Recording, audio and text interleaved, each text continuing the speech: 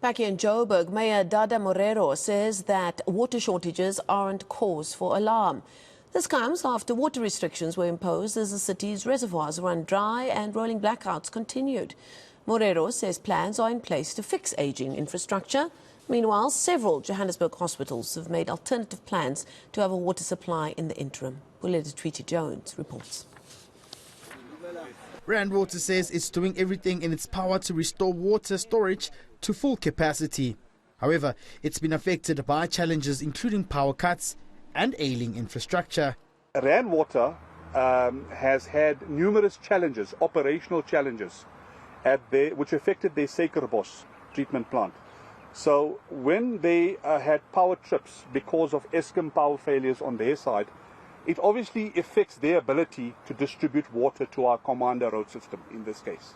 Joburg Mayor Dada Morero admits that more has to be done to resolve the issue. Morero has also committed to looking into the water infrastructure. Certainly we have to catch up in terms of increasing capacity and increasing the infrastructure, whether it's water, whether it's electricity, or any other infrastructure. And hence we are taking a view at looking at the 100 billion infrastructure investment program that we want to implement. But some affected residents from the Hurstville and Mayfair areas believe community members should also come to the table and assist in saving water.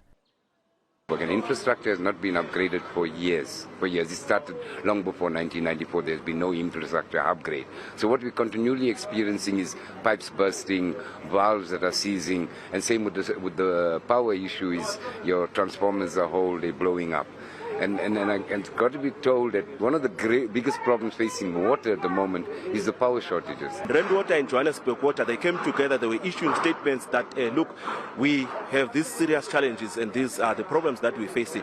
Then we directly went to the people to say, okay, look, this is what we're going to do. We must use water sparingly so that we don't water the gardens that much. Hospitals in Johannesburg such as Helen Joseph and Rahima Musa are buckling under pressure. They've had to resort to alternative plans to ensure their water storage capacity doesn't drop to meet demand. The water pressures are still too low to supply the entire hospital. So we have problems particularly in our outpatient area as well as in one or two administration areas. However, the saving grace for us has been that we have had a borehole. Borehole has allowed us to continue with services, and particularly our inpatient services, so the labour ward and theatres or so, have not been affected at all. It was a bit uncomfortable, and with the hygiene issues, the cleaning would be a little bit delayed because we'd have to go fetch water from the tanks to come and clean the areas. Places like our theatres would also be affected because of the steam with us sterilizing our equipment and so forth. So we have been affected a little bit with the decrease in that capacity. But I think over the few days ago, things have been improving. For now, all residents have to wait until the issue of blackouts and water restrictions are resolved.